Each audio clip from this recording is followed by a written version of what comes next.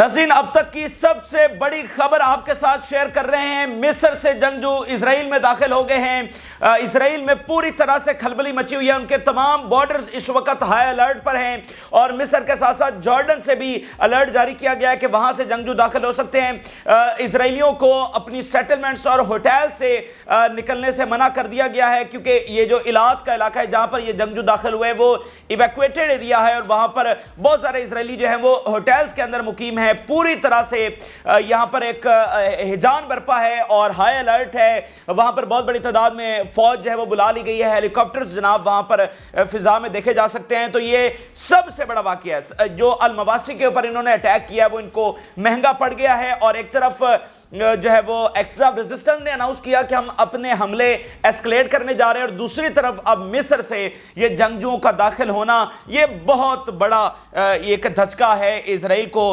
दूसरी तरफ नाज़रीन, यमन और इराक की जानिब से अल मवासी के अटैक के नतीजे में हमले किए गए हैं और उन्होंने ऐलान ये किया है कि हम एक तो अकेले तो हमले कर ही रहे हैं। यानी यमन ने अल मवासी के बाद कहा कि हम अपने हमले एस्केलेट कर रहे हैं। इराक ने कहा कि हम अपने हमले एस्केलेट कर रहे हैं। कुछ घंटे पहले इराक की जानिब से 3 मेगा ऑपरेशंस किए गए और उसमें हाइफा को उन्होंने निशाना बनाया, इलाद को निशाना बनाया। लेकिन अब दोनों ने ये अनाउंस किया है कि वो ज्वाइंट ऑपरेशंस भी एस्केलेट करने जा रहे हैं और अभी यमन और इराक की जानिब से ज्वाइंट हमले हुए हैं और बहरा रूम में जहाज़ों को निशाना बनाया गया है। और बहरा रूम में आप जानते हैं कि इससे पहले जो खुराक की सप्लाई थी उसको अटैक किया गया था और कामयाबी से ये अटैक हुआ और यूरोपियन कंपनीज ने इसराइल को खुराक पहुंचाने से इनकार कर दिया। बहुत सारी जो लाइव स्टॉक्स की कंपनीज थी तो उनको धचका पहुंचा है। तो इसके साथ साथ वेस्ट बैंक से नाज़रीन बड़ी खबरें सामने आई हैं। वेस्ट बैंक में एक तरफ जंगजू इजरायली आबादियों में घुसे हुए हैं और दूसरी तरफ इजरायली फौज में इतना पैनिक है कि एक वाकये में उन्होंने अपने फौजियों को गोलियां मार के जो है वो उसमें हलाक किया और दूसरे वाकये में उन्होंने अपने सेटलर्स को मार दिया। और ये जो इजरायली सेटलर्स जो कि दुनिया की सबसे जिसको कहते हैं डर्टीएस्ट क्रिएचर अगर दुनिया में इस वक्त कोई है तो वो वेस्ट बैंक के ये सेटलर्स हैं। ये अब इनके साथ क्या हो रहा है कि मुख्तलिफ गाँव में जब जाते हैं फलस्तीनियों के घर छीनने के लिए, उनके एसेट्स को छीनने के लिए, तो अब उनके ऊपर अटैक हो रहा है और ऐसे वाकयात हुए हैं। तो अब जो है ना इजरायली सेटलर्स को पीछे भागना पड़ गया। अब कई गांव, कई इलाके इजरायली फौज की जानिब से कॉर्डन ऑफ कर लिया गया, उनका घेराव कर लिया गया है जहां पर इजरायली सेटलर्स के साथ ये वाकयात हुए हैं। तो वो बदमाशी भी उनकी वहां पर चैलेंज हो रही है और वो सबसे उसकी बड़ी वजह यह है कि West Bank is arming itself. आपको पता है जब वेस्ट बैंक पे इन्होंने कंट्रोल किया था तो बेसिकली इन्होंने डिसआर्म किया था वेस्ट बैंक को, ठीक है। गजा डिसआर्म, ये गजा के बारे में क्या कहते हैं कि हम डिसआर्म कर रहे हैं गजा को, तो वेस्ट बैंक को इन्होंने डिसआर्म किया था इसलिए ये अपनी आबादियां वहां पर कायम कर सकेंगे थे।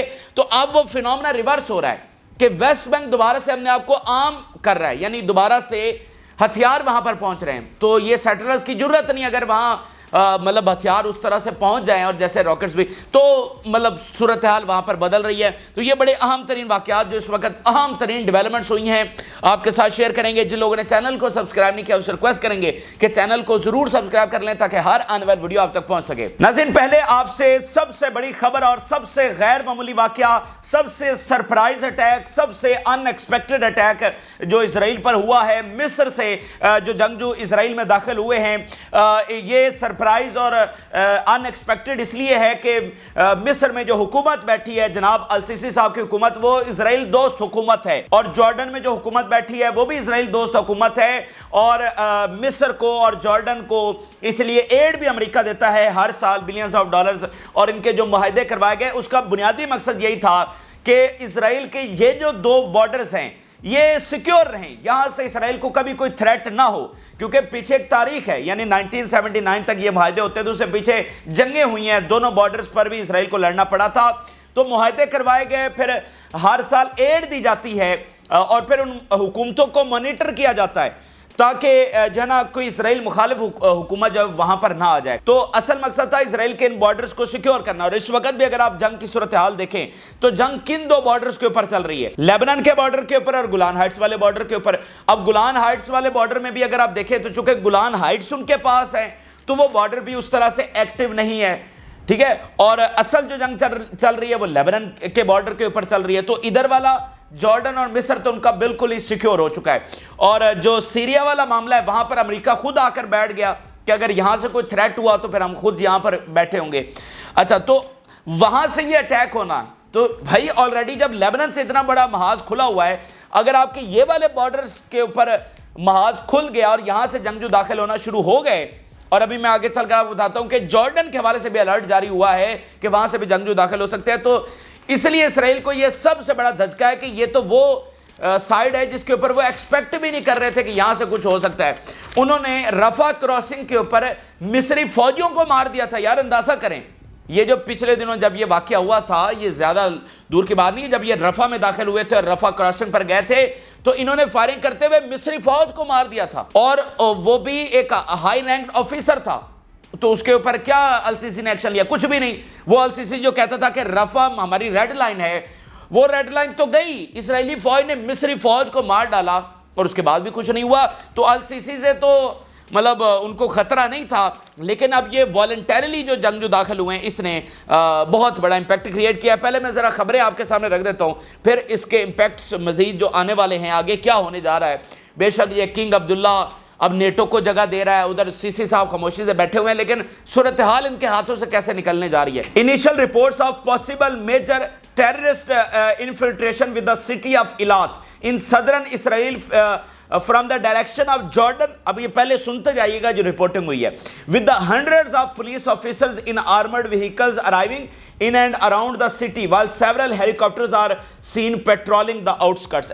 وہاں پر ملٹری پولیس ہے, وہاں پر جو ہے وہ ہیلی کاپٹرز دیکھے جا سکتے ہیں, اور ری انفورسمنٹ فورسز جو ہیں وہاں پر بھیجی جا رہے ہیں.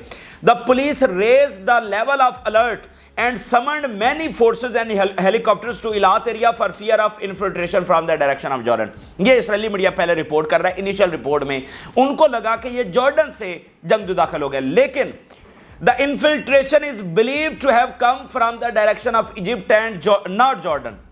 یہ آپ کو آپ کے سامنے بتانا اس لیے ضروری تھا کہ ذرا پینک کا عالم چیک کریے, ذرا دیکھیے کہ اتنے وہ باولے ہو چکے ہیں, اتنے بکھلا چکے ہیں کہ ان کو پتہ ہی نہیں ہے کہ یہاں پر جنگ جو جارڈن سے آ رہی ہے, ادھر سے ایجپٹ سے آ رہے ہیں. پہلے انہوں نے کہا جی جارڈن سے آ رہے ہیں, بعد میں یہ کنفرم ہوا کہ نہیں, یہ جارڈن سے نہیں آئے, یہ تو ایجپٹ سے آئے ہیں. تو یہ ہے ان کی بارڈر سیکیورٹی. آپ ان کا ذرا اندازہ لگائیے نا, یہ ان کی بارڈر سیکیورٹی ہے, ان کو پتہ ہی نہیں کہ کہاں سے کیسے جنگجو گھس رہے ہیں. ابھی اگلی رپورٹ میں یہ بتائیں کہ یہ جو مصر کے جنگجو ہیں یہ پہلے سمندر میں داخل ہوئے, پھر سمندر سے آئے, تو یہ بھی یہ بتا سکتے ہیں.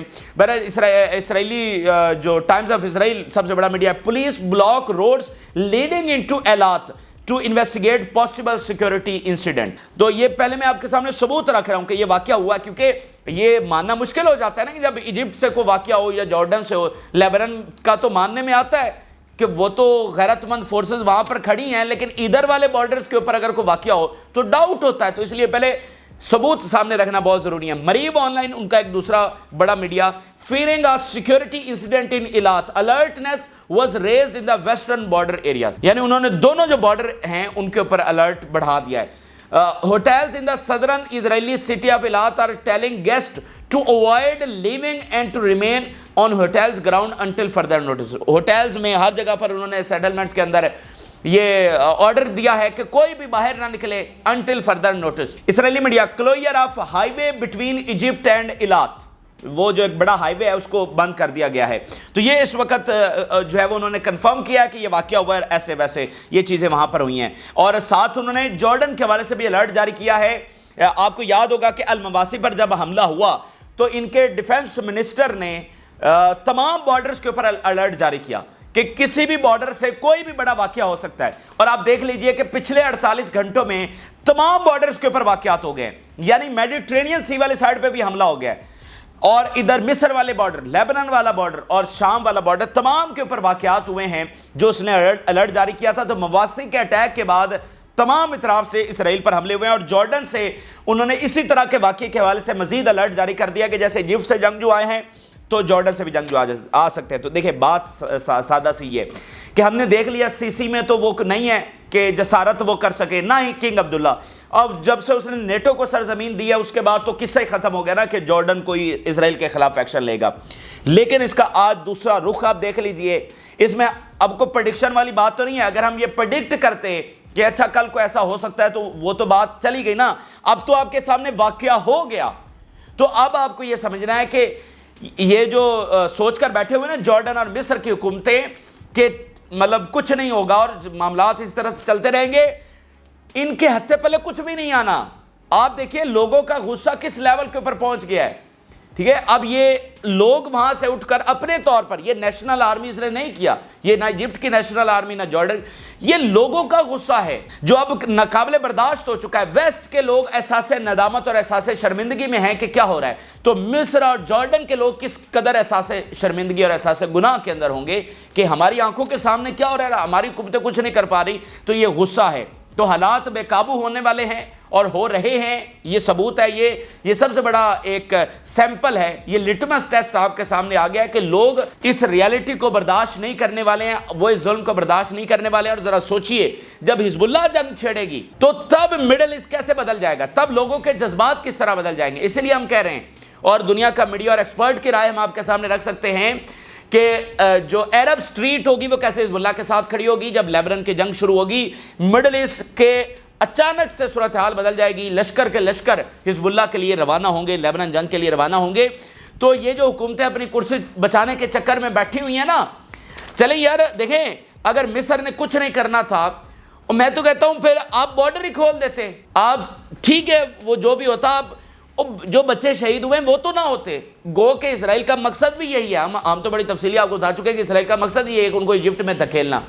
لیکن بات یہ ہے کہ آپ کا کردار کیا ہے، آپ کا کردار. آپ نہ تو اسرائیل پر دباؤ ڈال سکے، چلو پھر آپ یہی کرتے کہ بارڈر کھول دیتے، اور یار کم سے کم ان کی زندگیاں تو بچتی. کیا اس مقدس زمین کا صرف ٹھیکہ انہوں نے اٹھایا ہوا ہے؟ پھر چلیں آپ یہ تو کام کر دیتے، کیا بارڈر کھول دیتے، وہ ان نہتے بچوں اور عورتوں کی زندگیاں تو بچتی جو اتنے لاکھ شہادتیں ہو گئی ہیں. نہ آپ دباؤ ڈال سکے، نہ آپ ان سے جنگ کر سکے، نہ آپ نے فلسطینیوں. یار آپ اندازہ کریں کہ فلسطینی بچے، وہ جو مصر کا بارڈر ہے اس کے اوپر ان کی چیخیں ہیں، اور وہ چیخیں دیوار کی دوسری طرف کھڑی مصری فوج سن رہی ہے. تو آپ اس ظلم کو کس طرح سے بیان کریں گے؟ تو آپ کھول دیتے پھر بارڈر. وہ جو بیچارے کہاں سے چلے اور آپ کے دہلیز کے اوپر آ کر وہ چیخیں مار رہے ہیں، تو آپ کھول دیتے. آپ نے اگر نہ دباؤ ڈالنا تھا، نہ ان سے جنگ کرنی تھی، نہ کوئی بات ان سے منوانی تھی، تو چلو پھر یہ کر ہی دیتے. پھر ٹھیک ہے لے جاتا اسرائیل غزہ، پھر دیکھی جاتی اس ظلم سے تو وہ بچتے. لیکن آپ نے تینوں میں سے کوئی بھی کام نہیں کیا. تو یہ صورتحال جو ہے نا کسی کے قابو میں نہیں رہے گی. ٹھیک ہے، یہ جو سوچ کر جو منصوبے ان کے بنے ہوئے ہیں یہ چلنے والا معاملہ نہیں ہے. تو بہرحال اب مزید اس کے اوپر کیا رپورٹ سامنے آتی، کیونکہ یہ تو طے ہے کہ اسرائیلی میڈیا سارا نہیں بتائے گا. اتنی بڑی چیز کو وہ خود سارا بتا دے کہ اچھا وہ جنگجو گھسے انہوں نے کیا کیا. یہ تو پھر آہستہ آہستہ مختلف ذرائع سے خبریں آئیں گی کہ بھائی اب یہ کیا. تو مزید دیکھتے ہیں کہ اس کے اوپر رپورٹ کیا آتی ہے، لیکن ثبوت آپ کے سامنے ہے کہ یہی کچھ آگے ہونے جا رہا ہے. اب اگلی جو خبر ہے وہ بھی بہت بڑی خبر ہے. یمن اور عراق کی جانب سے جوائنٹ آپریشن کیے گئے ہیں. یہ المواسی کے بعد پہلا جوائنٹ آپریشن ہے. دونوں کی جانب سے یہ اناؤنس کیا گیا ہے کہ ہم اب جوائنٹ آپریشنز میں بھی ایسکیلیشن کرنے جا رہے ہیں، یعنی فردن بھی ان کے حملے ایسکلیٹ ہوئے ہیں. عراق نے بھی کچھ گھنٹے پہلے حملہ کیا. کل یمن کی جانب سے جو ہے وہ اسرائیل کی ٹیریٹری کے اندر حملہ کیا گیا. لیکن آپ وہ کہہ رہے ہیں کہ ہم جوائنٹ آپریشن میں بھی ایسکلیشن کرنے جا رہے ہیں. تو جو بڑے واقعات ہوئے ہیں یہ اب میں آپ کے سامنے رکھنے جا رہا ہوں. یمنی اسپوکس پرسن بتا رہے ہیں the first operation, basically 3 operation اس وقت ہوئے ہیں. We carried out 3 specific operations in the Red Sea and Mediterranean Bahrain in response to the Israelis enemy massacre in Al-Mawasi in Khan Yunis. بالکل یہ اس کے رسپانس میں جو وہاں پر جس کے اوپر دنیا نے کوئی رسپانس نہیں کیا. دنیا خواب غفلت میں سوئی. ٹھیک ہے، ہمارے اپنے سرکردہ لیڈر ممالک نے صرف مذمتی بیانات دیے، اور وہ بھی روایتی مذمتی بیانات. یہ نہیں کہا کہ اس کے کانسیکوینسز بھگتنے پڑیں گے فلاں ڈھمکا، یہ بھی نہیں کہا. صرف یہی کہا کہ ہم مذمت کرتے ہیں. تو پھر ایکسس آف ریزسٹنس کیا کرے جب وہ یہ سارا دیکھ رہی ہے، اتنی بے رحمی اور اتنا انجسٹس. تو انہوں نے اپنے طور پر جو ہوتا ہے وہ کرنے کا فیصلہ کیا ہے. تو یہ المواسی کے جواب میں یہ سارے حملے ہو رہے ہیں. Yemeni armed forces the first operation targeted the Bentley ship in the Red Sea with a number of boats, drones and ballistic missiles. اس میں جو ان کی روبوٹ بوٹس ہیں وہ بھی استعمال ہوئی ہیں، اور بلسٹک اور ڈرون میزائلز بھی اس میں استعمال ہوئے ہیں. پھر the second operation targeted the چلوس Lion oil ship in the Red Sea with a drone boat and hit was accurate and direct.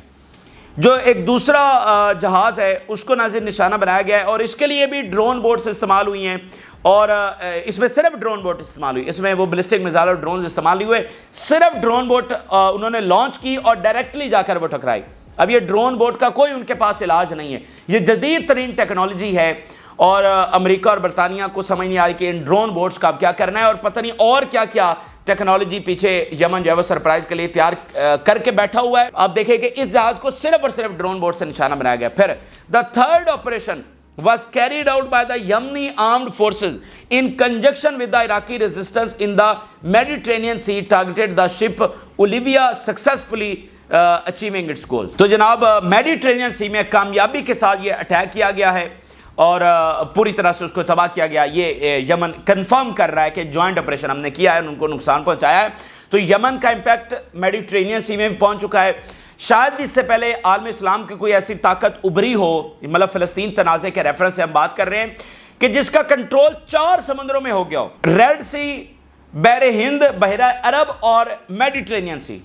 اس سے پہلے فلسطین تنازع میں کوئی ایسی طاقت نہیں ابھری کہ جس کا امپیکٹ, جس کا کنٹرول 4 سمندروں میں ہو گیا ہو, اور اس میں اسرائیلی جہازوں پر خدشے اڑا کر رکھ دیو, امریکہ برطانیہ کو شکست دے دی, ان کی سپلائی لائن ایسے متاثر کر دی ہو کہ ان کی ریچسٹ بندرگاہیں ویران پڑ گئی ہوں, اور یورپی کمپنیوں نے کہا ہو کہ ہم بحیرہ روم میں بھی سیکیور نہیں ہیں. آپ سمجھ نہیں سکتے کہ یہ کتنا بڑا واقعہ ہے کہ اگر یورپی کمپنیز کہیں او بھائی بحیرہ روم کس کا ہے, آپ کا تھوڑی ہے, ویسے تو یہ بحیرہ عرب بھی آپ کا نہیں ہے, یہاں پر بھی وہی تو کنٹرول کرتے ہیں. تو بحیرہ روم میں اسپیسیفکلی, مطلب جو ان کے ساتھ جو ان کا سمندر ہے بحیرہ روم, ٹھیک ہے, تو اگر یورپی کمپنیز کہیں کہ ہم یہاں پر بھی سیکیور نہیں ہیں, اور کس سے سیکیور نہیں ہے, جو 2000 کلومیٹر دور بیٹھا ہوا ہے, تو پھر سوچئے کہ یہ کتنی بڑی تبدیلی آ چکی ہے. پھر the continuation of the Israeli aggression in committing massacre against our brothers in Gaza